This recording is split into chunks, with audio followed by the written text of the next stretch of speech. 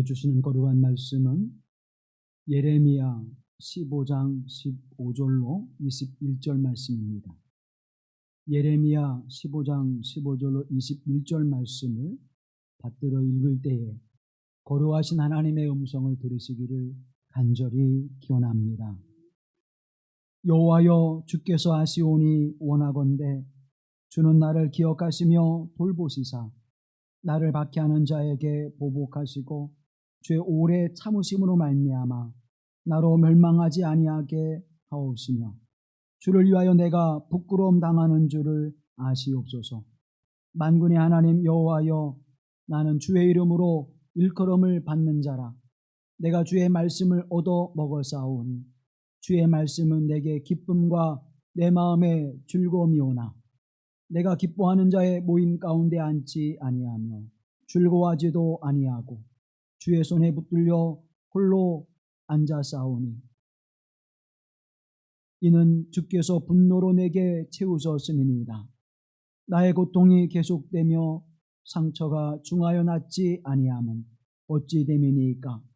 주께서는 내게 대하여 물이 말라서 속이는 시내 같으리이까? 여호와께서 이같이 말씀하시되 내가 만일 돌아오면 내가 너를 다시 이끌어 내 앞에 세울 것이며 내가 만일 헛된 것을 버리고 귀한 것을 말한다면 너는 나의 입이 될 것이라. 그들은 내게로 돌아오려니와 너는 그들에게로 돌아가지 말지니라. 내가 너로 이 백성 앞에 견고한 노성벽이 되게 하리니 그들이 너를 칠지라도 이기지 못할 것은 내가 너와 함께하여 너를 구하여 건짐이라. 여호와의 말씀이니라. 내가 너를 악한 자의 손에서 건지며 무서운 자의 손에서 구원하리라.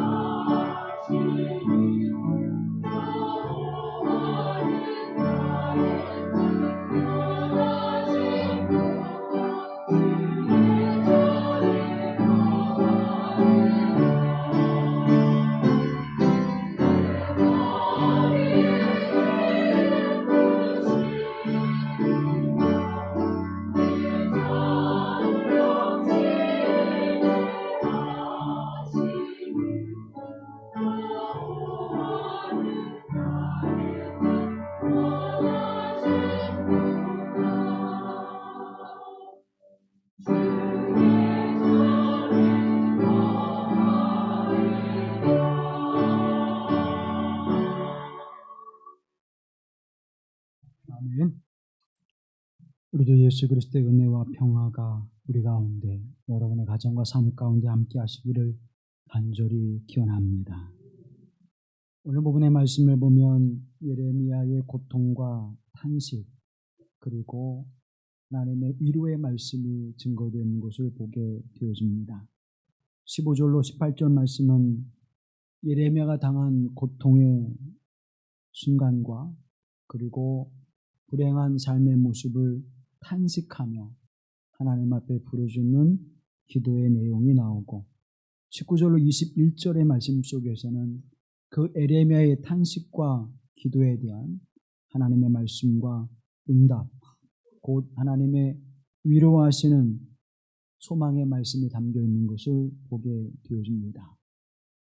예레미야 선지자는 하나님 앞에 부르심을 받아 그 사명을 감당할 때에 온전한 마음으로 순전한 믿음으로 그 일을 감당하려고 애쓰고 수고했지만 그러나 그 앞에 주어지는 여러 곤고한 일들과 그리고 고난의 일들 속에서 영적인 위기와 침체를 경험하게 되어집니다. 예레미야라고 하는 이름의 뜻이 여호와께서 높이신다라고 하는 뜻을 가지고 있듯이 하나님께서 그를 존귀 여기시고 하나님께서 그를 귀하게 쓰시는 하나님의 사람으로 부르심을 받은 사람이었습니다. 제사장 hil기야의 아들로 태어나서 제사장의 길을 걸어가야 했었던 예레미야. 일반적으로 제사장은 30세가 되면서부터 하나님의 성전에 나아가 그 사역을 감당했는데 예레미야 선지자는 20세 전후에 하나님의 부르심을 받고 그 거룩한 사역을 지금 행하고 있는 것입니다. 그가 부르심을 받을 때에 하나님께서 그에게 말씀하시기를 너는 이 땅에 아내를 두지 말 것이며 자식을 두지 말 것이라고 말씀합니다.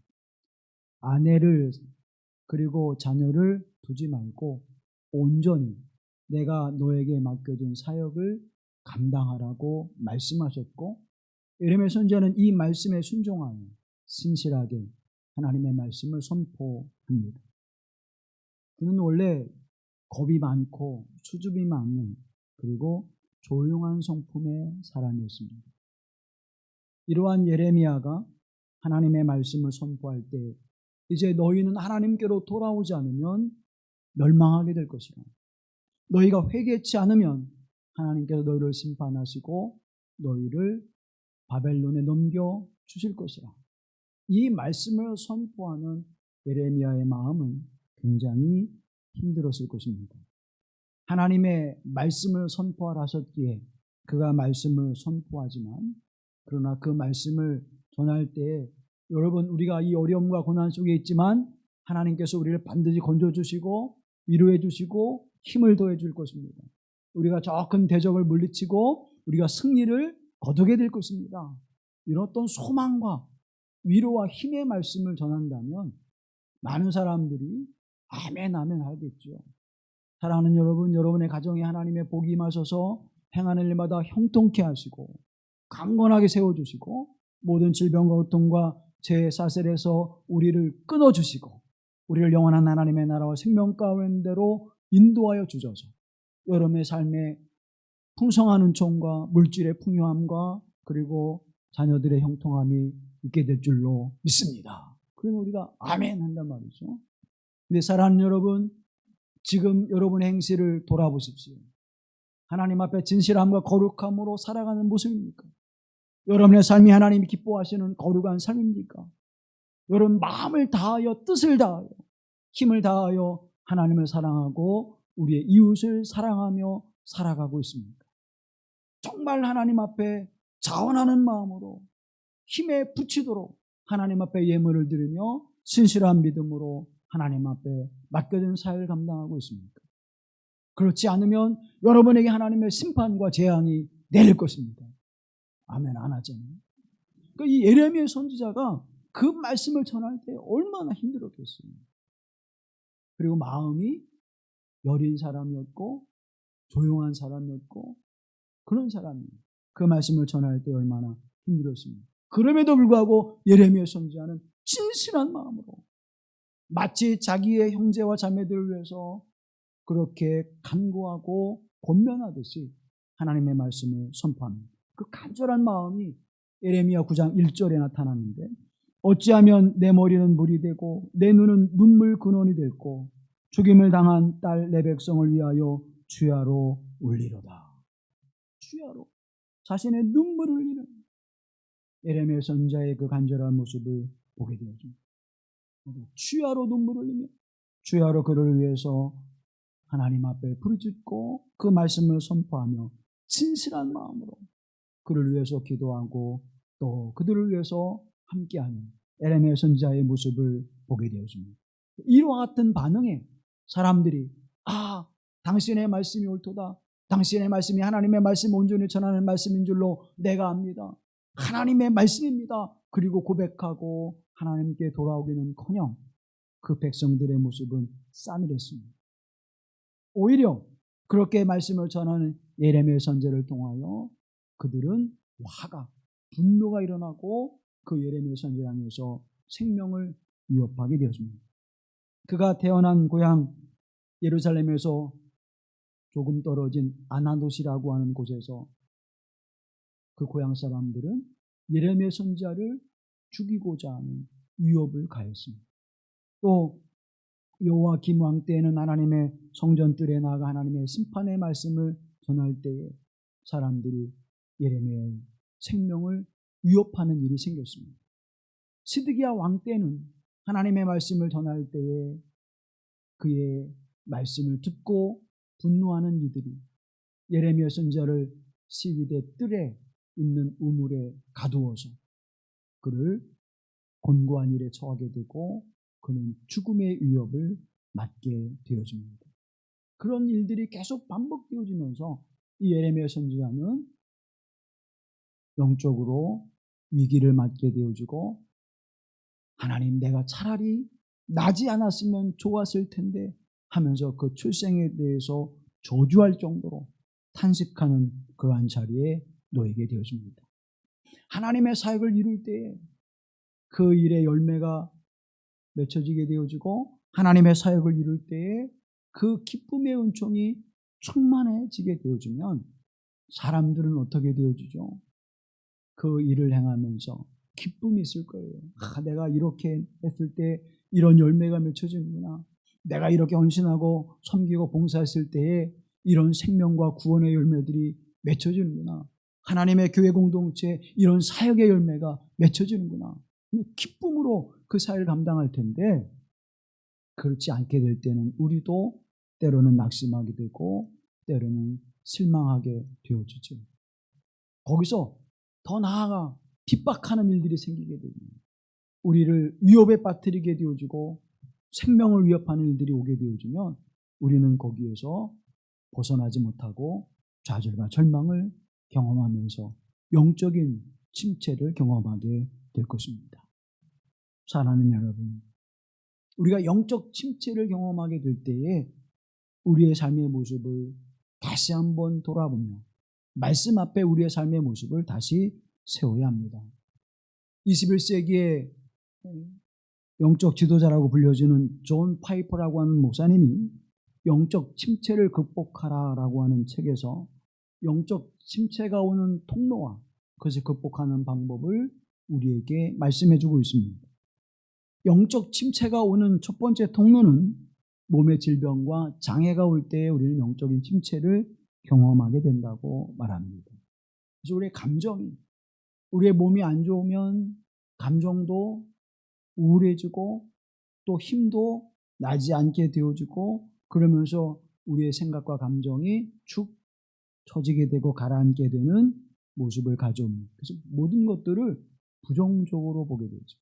내 몸이 귀찮으니까, 내 몸이 힘드니까 다른 일들에 대해서 우리는 부정적이고 흥미를 잃게 되어질 때에 그때 하나님께서 우리에게 주시는 하나님의 은혜와 그 사명이 무엇인지 그리고 하나님의 말씀과 그 진리의 아름다움이 어떠한 것이며 그 은혜를 통해서 내 영적인 능력을 온전케 하시고 강하게 세우시는 하나님의 역사를 소망하라고 말씀해 주고 있습니다. 또 영적 침체의 길 속에 주어지는 것 가운데 하나가 무력감과 절망감이죠. 내가 열심히 했지만, 내가 기도하면서 노력했지만 그 열매가 거쳐지지 않을 때, 이번에는 이런 상황 때문에 안 된 거야, 이번에는 이런 일 때문에 안 된 거야 라고 생각하지만 그 일이 반복되어지는 거예요.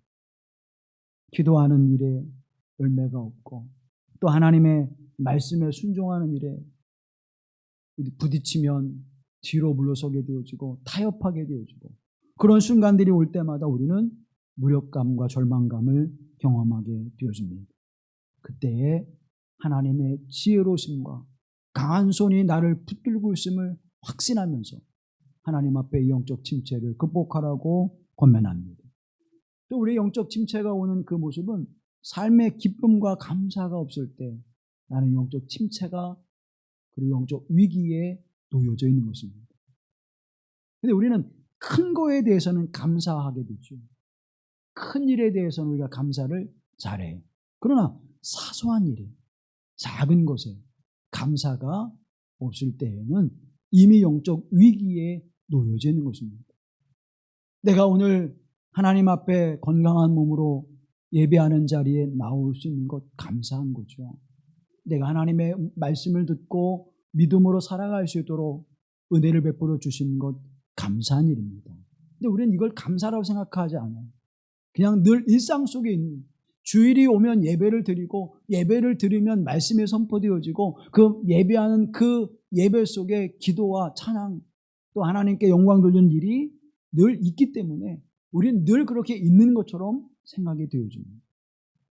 사랑하는 여러분, 이 일을 이루기 위해서는 얼마나 많은 영적인 싸움과 그리고 우리가 인내하며 참고 준비하는 일들이 있습니까?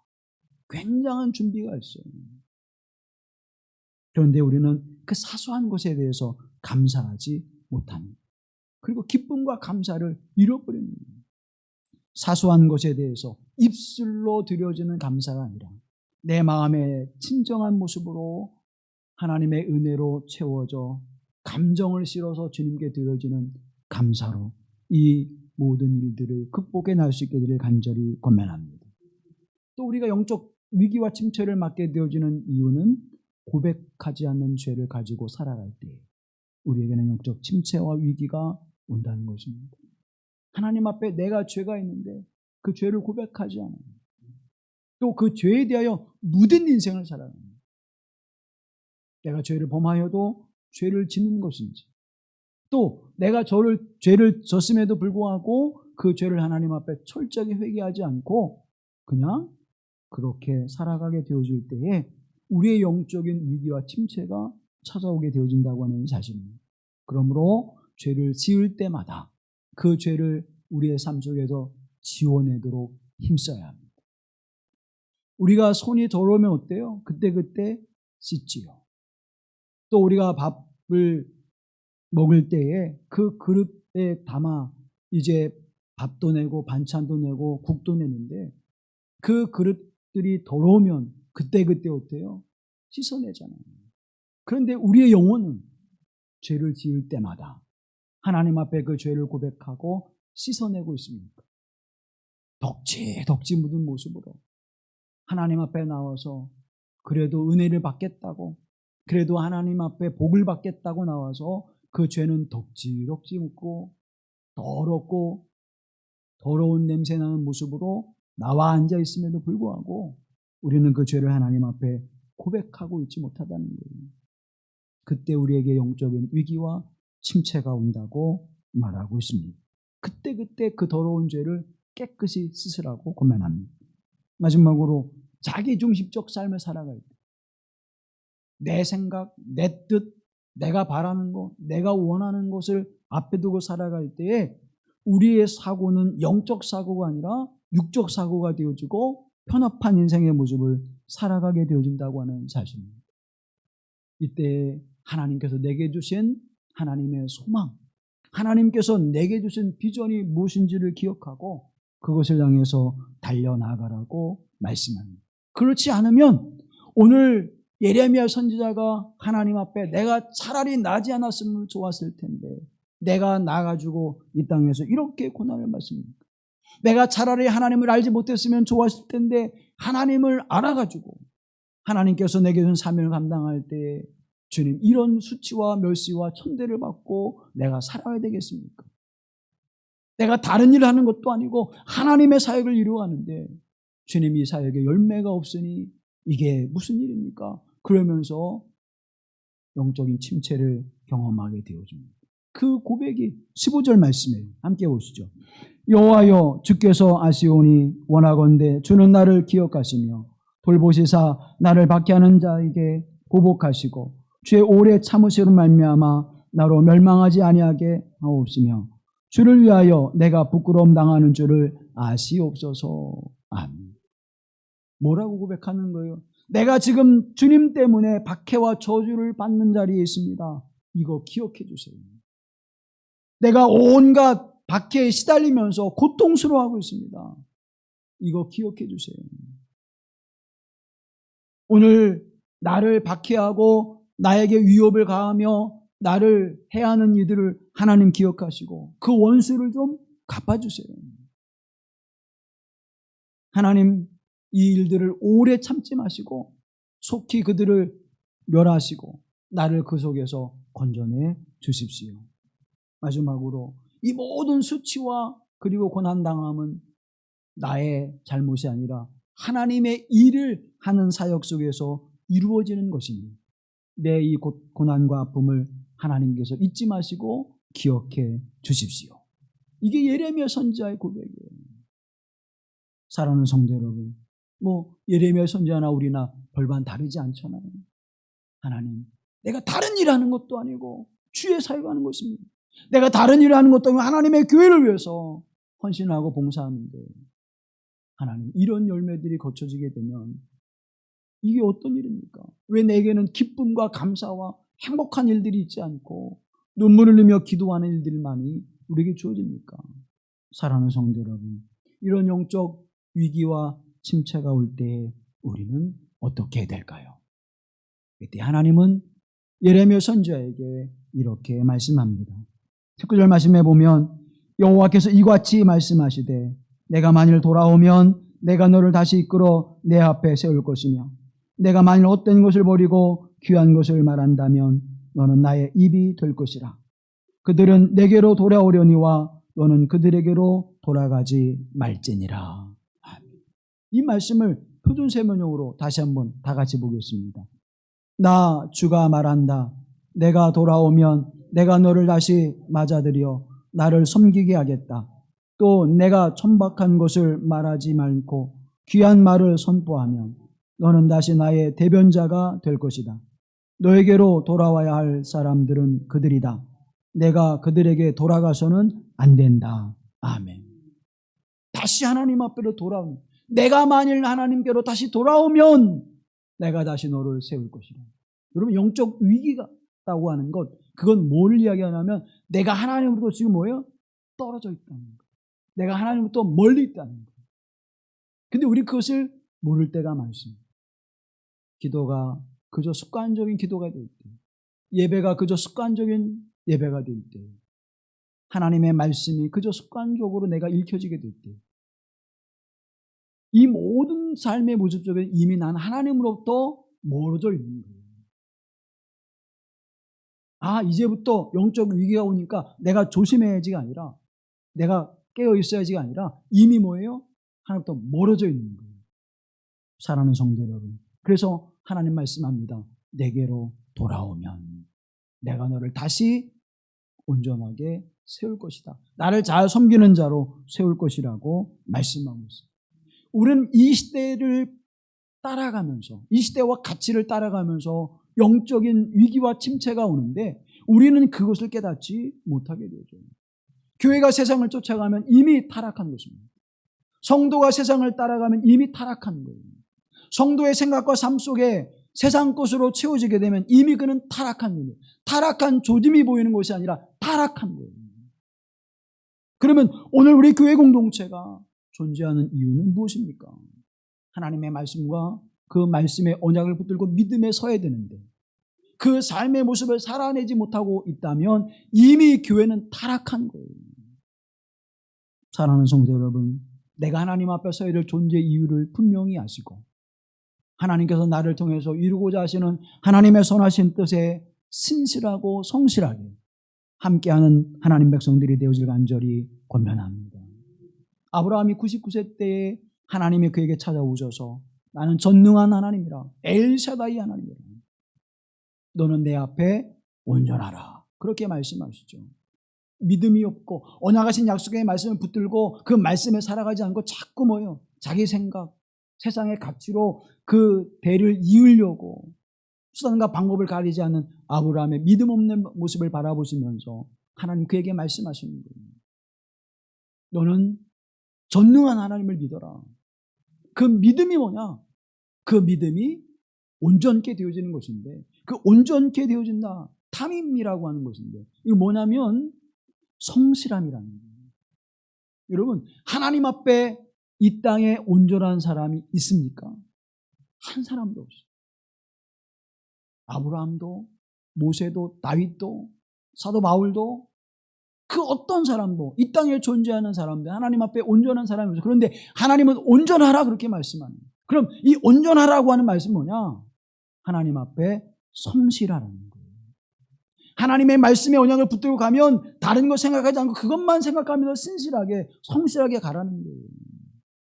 그런데 아브라함이 하나님의 언약의 말씀을 주셨음에도 불구하고 그는 그 성실하게 그 말씀을 의지하지 못하고 자기 생각, 자기 뜻을 가지고 그것을 펼쳐나갈 때에 하나님께 찾아오셔서 나는 전능한 하나님이라, 나는 모든 걸 할 수 있는 하나님인데 너 왜 나를 신뢰하지 않고 믿지 않는 거야? 내가 해줄게.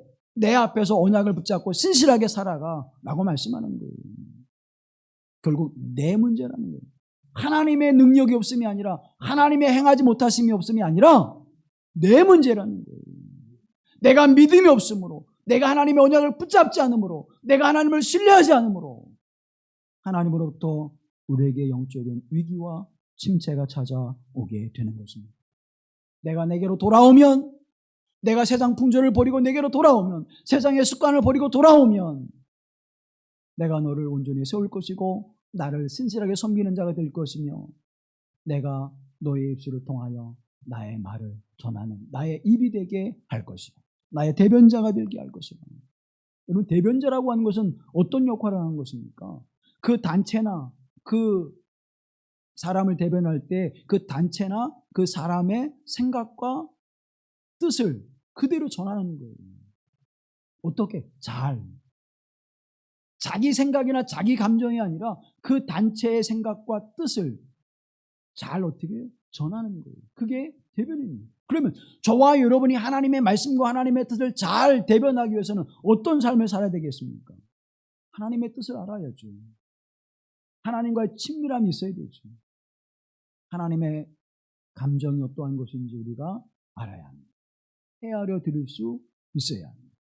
그 삶을 살아갈 때 하나님의 뜻을 전하는 참된 사람으로, 하나님의 복음을 전하는 참된 복음의 전도자로 세우는 하나님의 역사를 우리의 삶을 통하여 이루실 것임을 말씀하고 있습니다.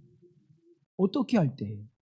우리의 죄와 어둠과 악함, 세상의 풍조를 버리고 하나님께로 돌아올 때 하나님께서 이 역사를 이루실 줄로 믿습니다. 세상으로 나가는 것이 아니라 어디로요? 하나님께로 돌아오는 거예요. 영적인 위기와 침체가 찾아올 때 우리는 어디로 가야 돼요? 하나님께로, 말씀 앞으로 돌아와야 될 줄로 믿습니다. 그리고 두 번째, 그렇게 돌아오니까 하나님 뭐라고 말씀합니까? 20절 말씀 다 같이 보시죠.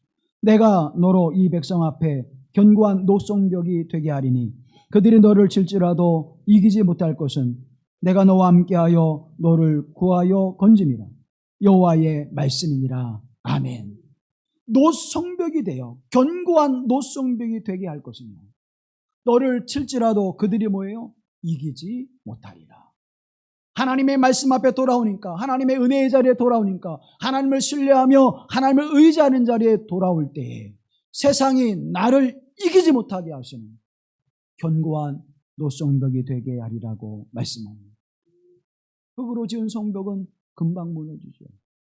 돌로 서온 성벽은 조금 견디지만 큰 쇠붙이가 날라와서 큰 대포로 그것을 무너뜨릴 때 그 돌은 산산조각이 내어지고 흐트러지고 깨트러져서 무너지게 되었습니다. 그러나 견고한 노성은 그 어떤 것으로도 무너뜨릴 수 없는 성을 상징해주고 있는 것입니다.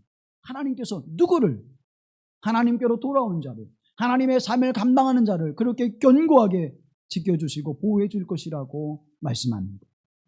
이 말씀은 예레미야 선지자를 부르실 때 예레미야 선지자에게 언약하신 말씀이에요.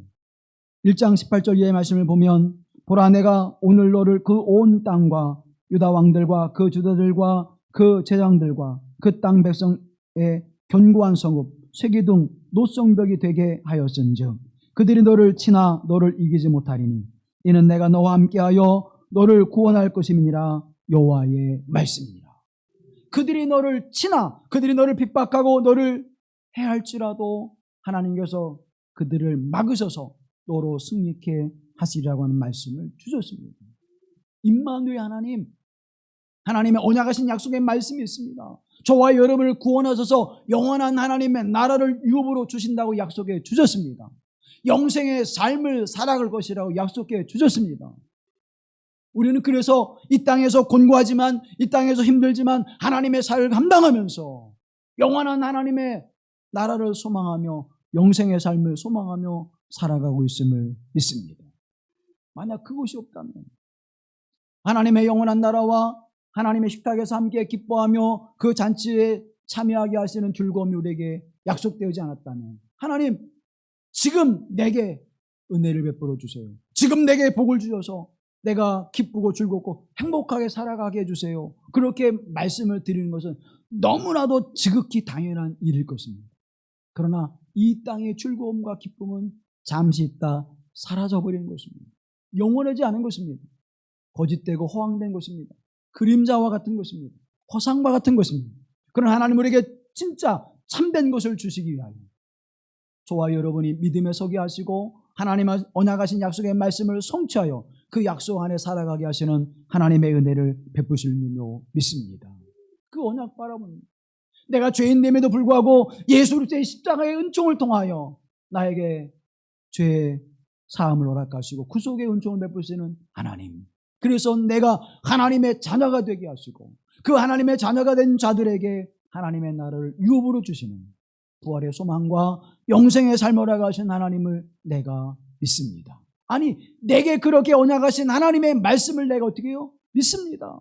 그 믿음에 서게 하시는 거예요. 하나님 언약하신 약속의 말씀을 믿으십시오.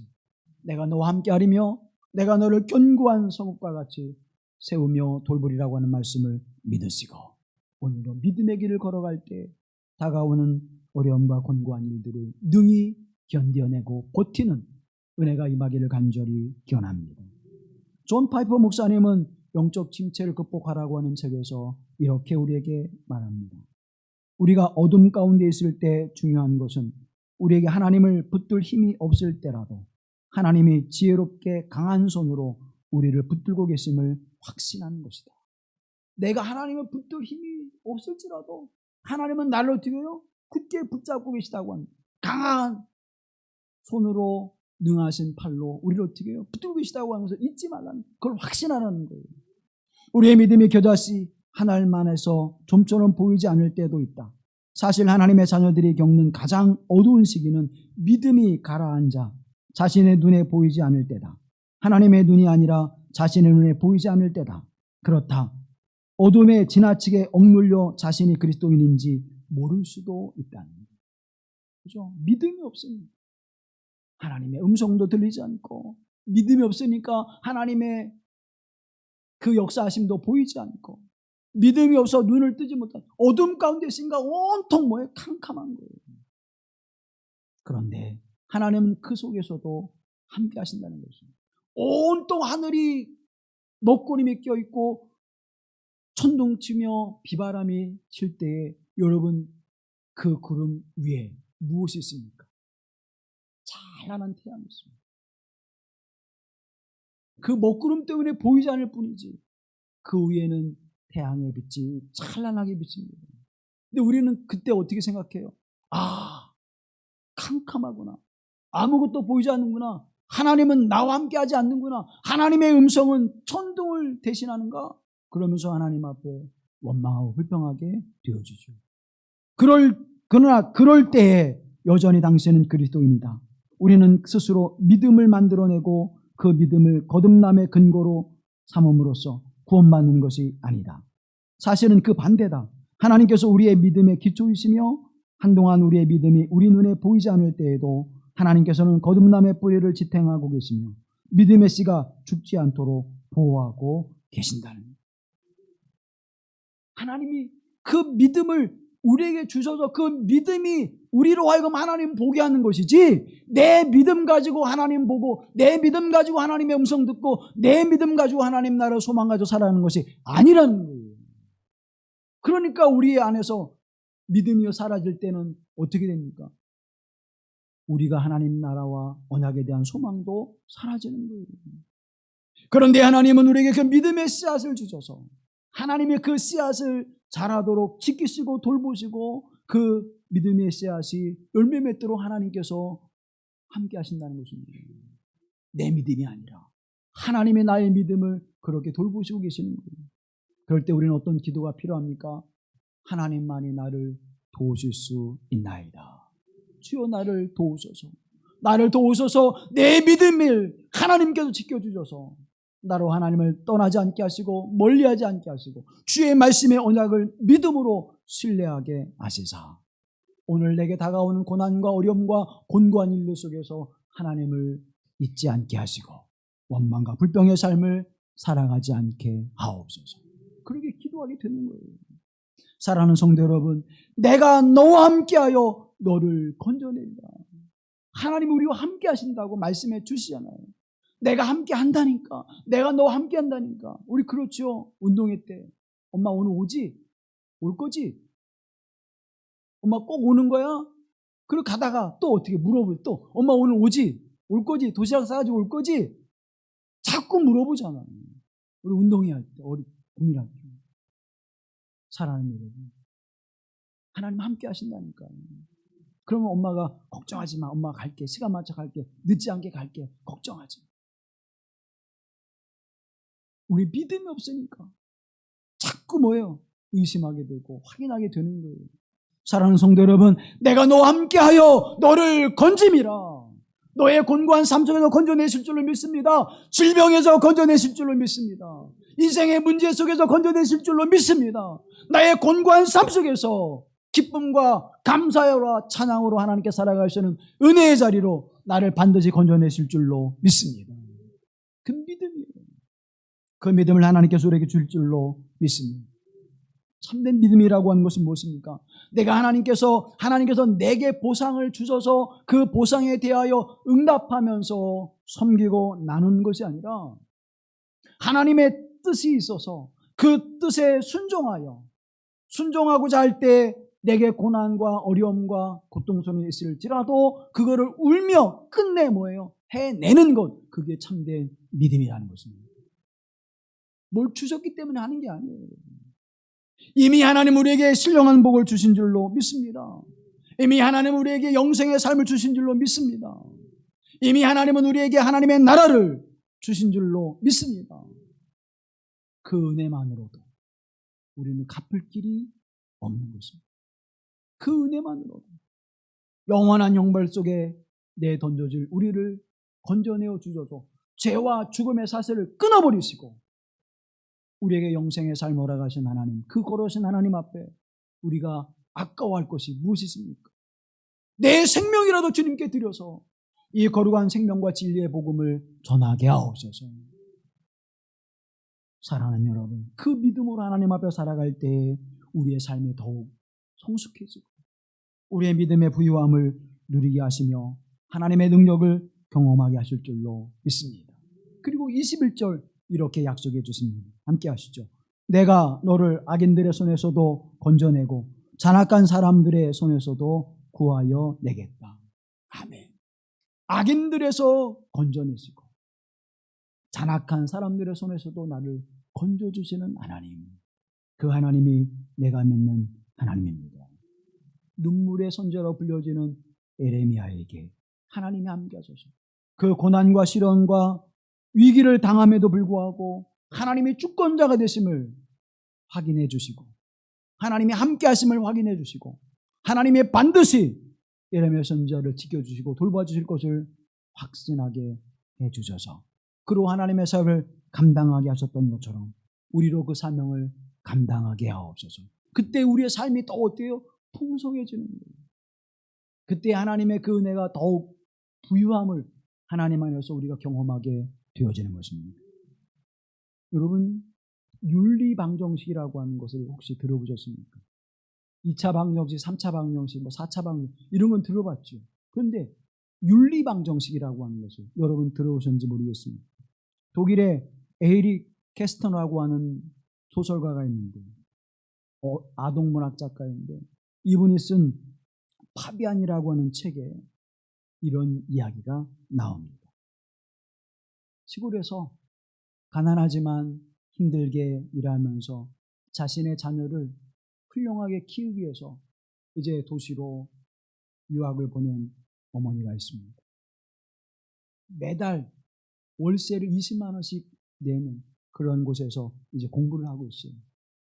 어머니가 그 아들을 찾아갑니다. 집에서 만든 반찬 그리고 시골에서 거둔 푸성기를 가지고 찾아가서 아들의 이제 집에 전해주고 돌아오면서 20만 원 필요한 것이 있을 텐데 그때 아끼지 말고 써. 그러면서 아들 지갑에 20만 원을 넣어주고 돌아와. 집으로 돌아와서 이제 자기 가방을 열어보니까 봉투가 있는데 그 봉투에 어머니에 대한 감사의 글과 함께 20만 원이 들어있는 거예요. 그래서 아들도 그 힘든 삶 속에서 자신을 돌봐준 어머니에 더 감사하고 또 어머니는 그 아들의 그 마음을 보면서 감격해하고 여러분 이 어머니와 아들 사이의 오간도는 얼마죠? 20만 원 주고 20만 원 받았습니다. 몇만 원이? 40만 원. 그런데 산술적으로는 40만 원이에요. 그러나 여러분 이렇게 생각해 보십시오. 어머니에게 20만 원이 있었고 아들에게 줄 수 있는 20만 원이 있었고 아들이 자기에게 20만 원을 줬어요. 그럼 얼마예요? 40만 원. 아들은 월세를 낼 20만 원이 있었고 어머니가 20만 원을 줬어요. 그럼 얼마예요? 40만 원. 그럼 다 합치면 80만 원. 산술적으로는 40만 원이지만 그러나 의미를 두고 감정을 두고 보면 그것이 배가 되어지는 그 모습이라는 것입니다. 하나님의 은혜를 받고 내가 행하게 되어질 때 하나님의 은총을 입고 내가 하나님의 사역을 감당할 때 산술적으로 주어지는 삶의 모습이 아니라 그것을 배가 하신 하나님의 역사 그 하나님의 은총이 임하게 되는 줄로 믿습니다. 그래서 우리는 봉사하는 게 아니라 뭐 하는 거예요? 섬기는 거예요. 우리는 베푸는 것이 아니라 어떻게 하는 거예요? 나누는 거예요. 하나님의 은혜를 받은 자들은 하나님과 함께하는 사람들은 섬기고 나누는 것입니다. 그때 배가가 되어지는 놀라운 역사가 기쁨으로 우리의 삶 가운데 열매를 맺게 될 줄로 믿습니다. 어떻게? 하나님이 함께 하심으로 하나님은 나와 함께 하심으로 이 선한 역사를 이루시는 은혜가 우리 가운데 함께 하실 줄로 믿습니다. 사랑하는 여러분, 하나님께서 우리를 지키셔서 견고한 노성벽이 되게 하실 것입니다. 하나님이 우리와 함께 하셔서 악한 자들과 잔악한 자들 속에서 우리를 돌보시고 지켜주실 줄로 믿습니다. 어떠한 일들이 우리에게 다가올지라도 세상과 어둠은 우리를 이길 수 없게 하나님께서 우리를 지키시고 인도하실 줄로 믿습니다. 예수 그리스도께서 내가 세상을 이겼노라 말씀하신 것처럼 저와 여러분의 세상을 넉넉히 이길 수 있는 믿음의 자리로 나가게 하실 줄로 믿습니다. 그래서 소금과 빛으로 우뚝 서게 하시고 하나님의 교회가 생명과 복음의 역사를 전할 수 있는 거룩한 교회로 이 길마루 공동체를 하나님 세우실 줄로 믿습니다. 또한 이 믿음을 가지고 하나님 앞에 살아가는 여러분의 가정과 삶을 하나님께서 지켜주셔서 견고한 노성벽이 되게 하실 줄로 믿습니다. 마음을 빼앗기지 마십시오. 세상 가운데에서 여러분 고하지 마십시오. 내게 어떠한 보상이 주어지는가 그것으로 인해서 실망과 좌절과 낙심하지 마십시오. 하나님께서 내게 주는 언약의 말씀을 붙드시고 하나님을 철저하게 의지하시고 하나님 바라보고 나가게 하실 때에 하나님께서 우리를 견고한 노성벽으로 지켜주시고 하나님이 함께 하심으로 말미암아 악한 자들과 잔악한 자들 속에서 우리를 건져내어 주시며 우리가 행하는 모든 행사에 하나님의 선하신 열매를 거두게 하실 줄로 믿습니다. 이 믿음의 은총 속에 오늘도 기쁨과 감사로 살아가는 복된 믿음의 삶이 되기를 간절히 권면합니다. 이 시간 우리 함께 기도합니다. 하나님, 한여름에 한 줄기의 소낙비가 우리의 마음을 시원케 하듯 오늘 하나님의 주는 말씀이 우리 곤고한 영혼을 시원케 하시고 기쁨 있게 하시고 즐거움이 넘쳐나는 사명을 감당할 수 있는 하나님의 사람으로 세워지게 하옵소서. 주께서 노성벽과 같이 우리를 견고히 세우시고 돌보시고 함께 하셔서 지키실 줄로 믿사오니 어둠과 악에 지지 않게 하시고 하나님의 선함과 의로움과 거룩함을 이뤄가며 경건한 믿음의 삶을 살아가는 하나님 백성 되게 하여 주시옵소서. 간절한 마음으로 기도합니다. 자비로우신 아버지 하나님, 오늘 우리 가운데 함께 하셔서 언약의 말씀을 붙듭니다. 하나님 낙심하며 곤고하며 영적 위기와 침체에 놓여 있을 때에 하나님 세상 가운데로 나아가지 않게 하여 주시옵시고 우리 하나님 언약하신 약속의 말씀을 굳게 붙잡고 그 말씀과 믿음 위에 서게 하셔서 하나님 우리로 하나님의 영광을 드러내게 하여 주옵소서. 하나님 말씀과 믿음 안에 굳게 서서 오늘 진리로 생명 역사를 이루어가시는 하나님의 그 사랑과 그 구속의 은총을 기억하게 하시고 십자가의 사랑하심과 용서하신 하나님의 은총을 기억하게 하시고 우리로 또한 하나님 그 은혜 안에서 하나님의 사역을 감당할 수 있는 자가 되게 하여 주옵소서. 하나님의 사역을 이루어하시는 자가 되게 하시고 하나님의 위로하심과 하나님의 도우심이 함께 하셔서 우리로 섬기는 자가 되게 하시고 나누는 자의 삶을 살아갈 수 있는 복된 여정의 삶이 되게 하옵소서. 하나님의 성령이 함께 하실 줄 믿습니다. 주의 도우심이 함께 하실 줄로 믿습니다. 이 믿음의 거룩한 길을 걸어가게 하셔서 하나님 백성들로 선한 일을 이루게 하시고 선한 열매가 배가가 되게 하시는 하나님의 나오는 내 역사하심을 이뤄내는 교회가 되게 하시고 이뤄내는 성도가 되시도록 우리 하나님 역사해 주옵소서. 우리를 구속하신 예수 그리스도의 이름으로 간절히 기도하옵나이다. 아멘.